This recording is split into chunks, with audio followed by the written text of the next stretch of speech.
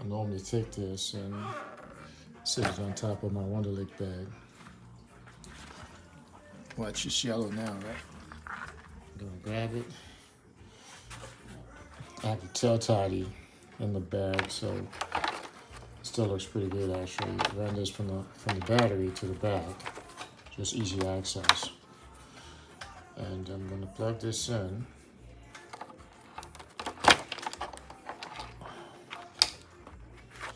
So let's see what it looks like.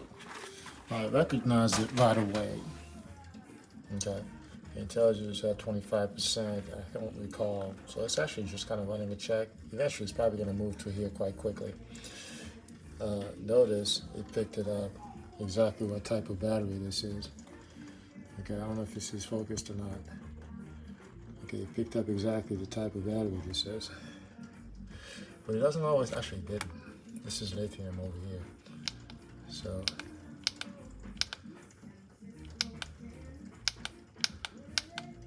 Not picking it up.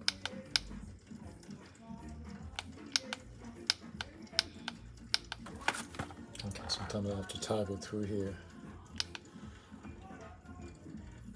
Seeing it as a cold AGM battery, it's not.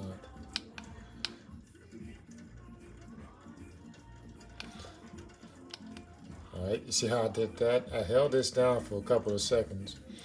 First it jumped to 6 volt, then I had to press it again to get to the 12 volt. Okay, you have to know the type of battery because you see it went straight to cold AGM, which may or may not hurt the battery, but I wanted to be able to, for it to be in the right section of which battery it should be. So I had to move it from here to here. Small batteries, you know, maybe lawnmowers and different things like that, regular and normal and cold AGM types of regular batteries, and your lithiums on this side. Okay, so if you have one of these, make sure you're using it correctly. And another note for the winter, for those of you that winterize your bikes, what you want to do is add an additive to it, especially in the winter when you are storing it. I've had this for a couple of years actually. That's what it used to cost. I've had this for a while now. I might want to get rid of it and get a new one, but it's still working just fine. Every year, I don't necessarily put my bikes away for the entire winter. I tend to ride. If the weather's nice, I get out and ride it for at least 30 minutes or more. If you don't have the time to do that, what you want to do is not start your bike at all.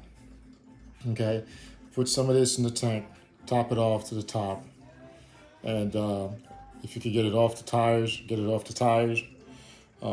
If not, just come out every now and again, roll it back and forth, make sure it's not sitting on a flat spot. But other than that, this is what you want to do. What you don't want to do is put your bike away, you know, quarter of the way or halfway full, or simply just leave it to its own device in terms of, you know, starting it back up in the spring. If you're going to ride it in the winter, be sure that you at least ride it for 30 minutes or more. Because what you're doing, if you just go into your garage and start it, let it run for 5 minutes and turn it off, you're dumping a whole lot of fuel into your oil, and it's mixing. So over time, you lose that lube factor that oil provides for metal on metal friction. So you may want to think about that. If you're the type that will go to your garage and start your bike for 5 minutes and go back inside, because over time, and if you do decide to do that, you just need to know that you're going to have to change your oil a lot more often, or based on time, than everyone else.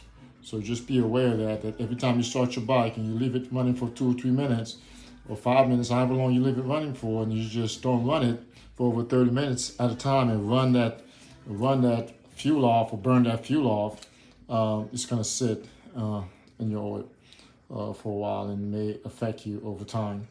So I just wanted to show you that, the battery tender. All my bikes are on the battery tender, and as well as my car. And make sure you get some of this. I know it says Yamaha Lube, but I use it on all my cars. And another thing you may want to use is is I use these. It's liquid moly valve clean. It depends on a bike or car. I normally go every other fuel. Excuse me. Top off on fuel. I'll throw one of these. This is a small one. They actually make a big one for larger vehicles and larger tanks. So I'll throw one of these in my cars. And for my bikes, I may throw one of these in there to keep your valves clean, keep things clean in there. So just something to be thinking about. So if you haven't subscribed to the channel, go ahead and give this a like and comment below. Let me know what you all are doing in terms of keeping your battery charged and your fuel in tip-top shape. So let me know what y'all doing. Appreciate you stopping by. This is Andre. This is Ride to the Sun. Thanks again for stopping by. I'll show you this. This is one of my most, I've had this for so long, these Accumate. I don't even know if they make these anymore.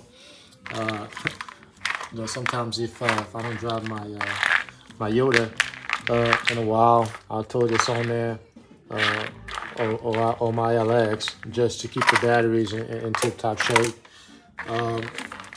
If you find one of these are great on the heavy side.